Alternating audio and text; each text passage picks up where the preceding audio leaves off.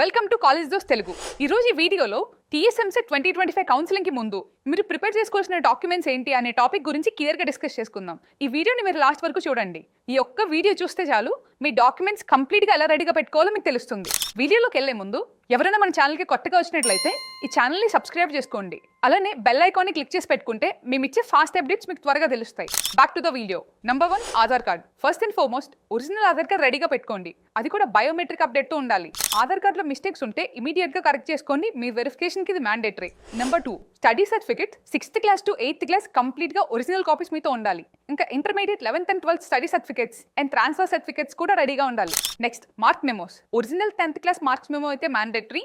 Original intermediate 12th class mark memo, long form or short form ఖచ్చితంగా latest original అయితే తీసుకోండి. Number 4, caste certificate. BC, SC, ST students కి original and updated caste certificates అయితే mandatory. Number 5, EWS certificates if applicable.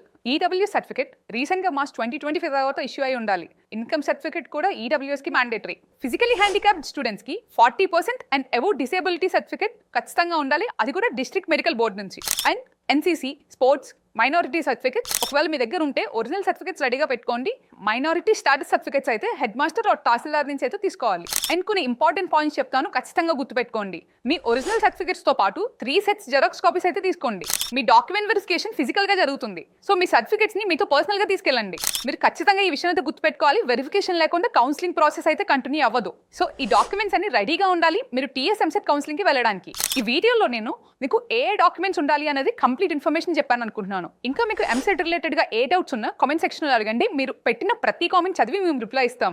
Andhra Telangana ప్రతి EAMCET update మన ఛానల్లో వస్తుంది. మా కాంటెంట్ హానెస్ట్ గా అనిపిస్తుంది. మా ఛానల్ని సబ్స్క్రైబ్ చేసుకోండి.